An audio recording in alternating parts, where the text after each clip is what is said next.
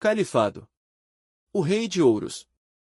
Em um mundo de conflitos, é imperioso observar se há uma falsa compreensão da realidade ou um antagonismo real entre forças, talvez a única forma de verificar as nuances por trás de um embate entre etnias, nações ou mesmo civilizações. Seja um breve passeio pela história da humanidade. O presente texto não se propõe ao esgotamento do tema, não haveria espaço para tal debate, tampouco ousaria o autor assumir o rótulo de especialista no tema, claro, tratando o termo especialista com um significado real.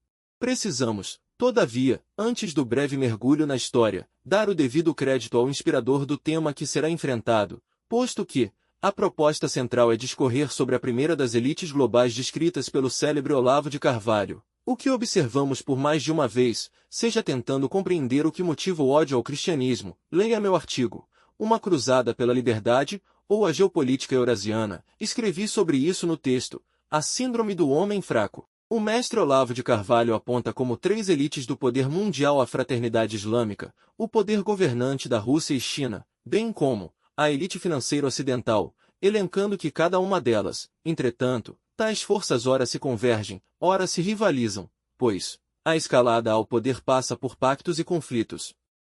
No momento trataremos somente da elite que Olavo chama de fraternidade islâmica, a quem chamaremos de califado. Notadamente, dividimos as elites para melhor compreensão e aprofundamento, contudo, traremos ao final uma concepção atualizada, na qual tivemos a audácia de incluir o que seria uma quarta elite de poder, que pode se apresentar com certa timidez em se comparando com as demais, mas que busca lugar de destaque e também aspira ao poder. No momento oportuno trataremos da quarta elite, por isso, a divisão em naipes.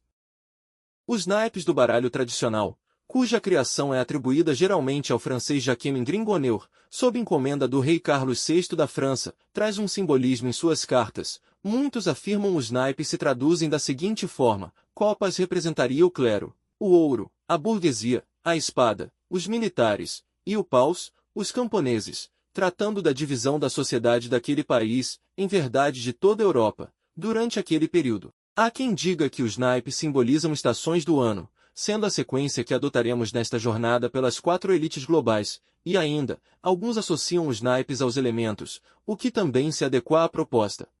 No que diz respeito à primeira das elites que abordaremos, o califado, preliminarmente, é necessário dizer que a existência de um califado é supranacional, como uma espécie de grande nação do Islã, governada pelo califa, herdeiro do profeta Maomé.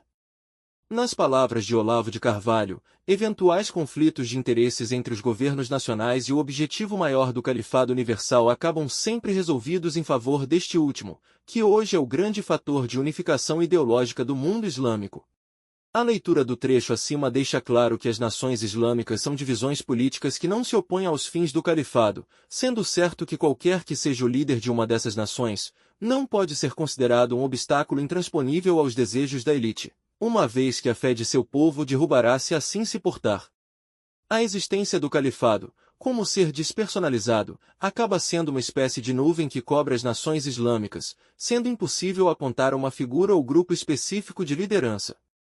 Passamos então aos fatores históricos que envolvem o califado, observando que a disputa entre as civilizações oriental e ocidental antecedem o Islã. Resgatamos o trecho de nossa publicação há um ano, que trata da ruína do continente europeu ante a chamada islamização. Antes que algum leitor faça o equivocado juízo e assuma que o objetivo aqui é fazer um ataque ao Islã, ou como dizem os histéricos progressistas, uma ode à islamofobia, acreditando que há uma repulsa em face dos praticantes de tal crença. É imperioso alertar que, em que pese o abismo cultural entre as bases fundantes da sociedade ocidental e o Islã, não se pode assumir que tal crença seja um mal a ser combatido, até porque, já ficou claro, em leitura anterior, que existe sim uma religião que prega a desgraça como forma de subjugar os seres humanos. A verdadeira crença no mal é o socialismo. A questão do islamismo não se depreende de uma fé nefasta, mas sim do uso de uma diferença entre duas facetas que marcaram a história da humanidade, tão logo as primeiras grandes sociedades se estabeleceram e forjaram suas culturas. Assim sendo, é preciso observar que o que se consolidou como Ocidente e Oriente tem suas origens em choques culturais anteriores aos confrontos religiosos, bem como do surgimento da maior chaga que tomou a idade contemporânea, O sentimento revolucionário e as ideologias de que há soluções imaginadas, pela falível mente humana, para todos os problemas do universo. Não se trata da demonização do Islã, mas da constatação que o califado é força pujante que pretende expandir seus tentáculos através da fé imposta, o que espia cuidados, a todo mundo. Os artífices do califado apoiados na ideia de jihad, avançam contra a civilização ocidental sempre que possível. As nações islâmicas, diferente das ocidentais, tendem a assumir a posição religiosa como a do Estado, o que, data máxima vênia, o Ocidente ao negar, sobre a premissa do chamado Estado laico, permite que o poder político torne-se laicista e por conseguinte ateísta, quando permeado por agentes revolucionários, como são as nações socialistas espalhadas pelo mundo. Claro que o termo ateu não deveria ser empregado quando se trata de estados socialistas, uma vez que a fé delirante dos socialistas em uma utopia de paraíso criado por humanos é materialista, mas não deixa de ter uma crença na divindade chamada Estado e seus profetas que são os líderes revolucionários, os maiores falsos profetas que já existiram. A jihad, que significa esforço, pode ser apresentada de duas formas. A primeira, o dever que cada membro tem no sentido de promover a encampação pelo Islã de todo o mundo, lutando contra os infiéis, todo aquele que não se converter à fé, ou mesmo os apostatas, que deixaram o Islã. Uma outra versão é que a jihad é um esforço de guerra interna, buscando vencer seus próprios vícios, de maneira que a verdadeira jihad é uma luta interior que cada muçulmano deve enfrentar. Por mais que a segunda versão pareça confortante, é difícil acreditar que todos os jihadistas tenham interpretado de forma equivocada seu caminho e que fazem uma incansável guerra ao Ocidente por mera deficiência cognitiva. Em especial, quando se observa que os chamados não radicais, em regra, não repreendem de forma veemente as ações daqueles que se propõem aos ataques, bem como não apoiam de forma explícita reações enérgicas por parte do Ocidente. Não há como ignorar, ainda que em nome da paz, se é que isso pode ser invocado como argumento, um brilhante artigo que se escora em dados, chamado O Mito do Muçulmano Bonzinho, no qual o autor destaca o altíssimo grau de aprovação, ou mesmo, de aceitação de práticas consideradas terroristas entre os muçulmanos não radicais, sem contar que o percentual que assume concordar com as práticas é alarmante. Enfatiza ainda o artigo que mais da metade dos países muçulmanos rejeitam a ideia de Estado laico, bem como grande parte dos seguidores daquela religião concordam com a aplicação da lei Sharia. Outro artigo cuidando do mesmo tema, aponta que mais de 2/3 dos muçulmanos de diversas nações apoiam a criação de um califado, um Estado islâmico unificando todas as nações de maioria muçulmana, governado por uma califa e regido pela lei Sharia. Tal observação indica que Olavo de Carvalho constatara este sentimento supranacional movido pelo sentimento de um único mundo sob a régua do Islã é, de fato, um cenário real, um projeto de poder que deveria tirar o sono de qualquer um que não o deseja, pois o processo passa pela supressão dos que não comungam daquela fé. Se os indivíduos almejam a criação de um califado, ignorar tal anseio é, na melhor das hipóteses, um grave erro.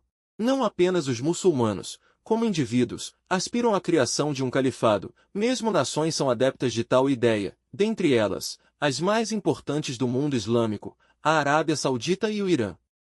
Se isso não é o suficiente, há os grupos terroristas, que por vezes possuem o braço armado e a representação política como o Hamas, bem como o processo de islamização da Europa, que resultará, não apenas na ocupação geográfica dos países do velho continente, mas, talvez ainda mais preocupante, a destruição da cultura ocidental e o controle do arsenal de tais países.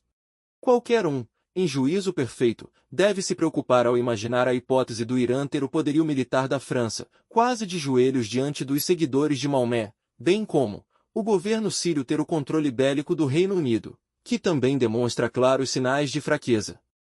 A unificação das nações islâmicas, em se tratando da criação de um Estado que vê no Ocidente uma civilização rival, inspira cuidados. Entretanto, a flagrante ocupação do continente europeu e o enfraquecimento de países como Canadá, Austrália e Estados Unidos da América, deixam evidente que a situação é de extrema gravidade. Da autodestruição do Ocidente cuidaremos em outra oportunidade. No momento é importante ter em mente que o mundo islâmico é supranacional, em que pese os atritos internos, como as relações entre sauditas e iranianos ou xiitas e sunitas, há uma identidade maior que une todos aqueles que pertencem à fraternidade muçulmana, sendo um dos motivos das manifestações antissemitas que ocorreram recentemente. Diferente do Ocidente, os muçulmanos compreendem que lutam por uma causa maior e que, mesmo em um confronto menor entre nações, há que se projetar, como meta de longo prazo, a reunião dos povos islâmicos para a criação do califado, que, em nome do Islã, reinará sobre os demais povos. A religião de Maomé tem como um de seus objetivos o exercício do poder político-social. Não por acaso o próprio profeta se lançou à condição de governante até sua morte no ano de 632 d.C. Curioso que um profeta, cuja missão seria levar a mensagem de Alá, assume o poder político e muitos tentam dissociar o Islã da política, separação que só existe nos bancos universitários e no discurso que desvia os olhos dos incautos ocidentais. Movidos pela cega ambição por poder, os grupos identitários buscam a completa degradação da cultura ocidental, criando um universo no qual sua loucura possa ser imposta aos outros, de maneira que, paradoxalmente, apoiam os grupos jihadistas que os desprezam. Poderia escrever sobre o tema, mas deixaria de dividir com os leitores um belo achado, o brilhante texto do professor Eduardo Vieira que, ao ser questionado sobre a defesa do Hamas por pessoas que o grupo terrorista nutre grande desprezo, explica sobre a, no mínimo, inusitada, manifestação dos grupos identitários em favor de um braço terrorista do califado. Essa é uma questão complexa porque sua resposta está nas esferas mais abstratas da realidade política. Quando se avalia a política localmente, há que se prestar atenção em indivíduos, em partidos, em cargos e pequenos acordos de poder. Ao se passar para a esfera regional, outros elementos entram em cena. A conexão entre a esquerda, ignorando a imprecisão do rótulo, e o terrorismo islâmico está lá na última esfera. Nesse nível podemos entender os conflitos do mundo como centrados ao redor da preservação ou destruição da civilização ocidental, com ênfase aos direitos naturais e ao cristianismo, que está imbricado naqueles. Neste cenário a esquerda enxerga a violência islâmica, não usa o termo terrorismo porque toda a maioria islâmica é violenta contra infiéis, como uma força útil para a destruição do Ocidente. Portanto aplaudem a barbárie. Outros elementos entram na equação, claro, a esquerda é amoral, portanto a barbárie não a incomoda como perturba pessoas que chamamos de normais, como você e eu. Pessoas humanas com senso de moral e ética. Do outro lado temos anti-homens cuja semelhança conosco não vai além da casca e mesmo assim podemos perceber um afastamento cada vez maior. Na pandemia podia-se perceber um anti-homem com uma olhadela de 1 segundo, com 95% de precisão. Mas não termina aí a descida pela toca do coelho. Muitos na esquerda, muito mais que uma mente sadia seria capaz de conceber, desejam implementar barbárie similar. Afastando-se de Deus, da beleza e da caridade por décadas, essas pessoas decaíram a um nível de puro horror, onde a vida gira em torno do ressentimento e do ódio. É algo feio de se contemplar. Nessa mistura de ódio e ausência de Deus, não venham me falar de islamismo e Deus. Coisas negras como a pedofilia tornam-se pontos de convergência, prêmios de conquista avidamente cobiçados desde a antiguidade por demônios de carne e osso. É contra tudo isso que lutamos, e daí vem minha, digamos assim, ênfase no esforço máximo de contenção contra essas forças. Acredito que a enérgica exposição do professor Eduardo Vieira foi mais que o suficiente para a compreensão da momentânea e oportuna convergência entre forças paradoxais. Confirmando a lição de Olavo de Carvalho, que explica: embora em princípio as relações entre eles sejam de competição e disputa, às vezes até militar, existem imensas zonas de fusão e colaboração, ainda que móveis e cambiantes. Este fenômeno desorienta os observadores, produzindo toda a sorte de interpretações deslocadas e fantasiosas, algumas sob a forma de teorias da conspiração, outras como contestações soi-disant realistas e científicas dessas teorias. Em síntese, em sua busca pelo poder, é natural que as elites globais unam-se ou tentem se destruir, como uma espécie de jogo de cartas em que cada um dos naipes faz parte do baralho perseguindo a vitória com todas as suas forças. Nunca espere um limite moral de despotas, assim como a ex-presidente Dilma Rousseff afirmou que seu grupo político faria aliança até com o diabo. Se é que não o fez, já houve episódios em que alianças com inimigos da civilização foram celebradas.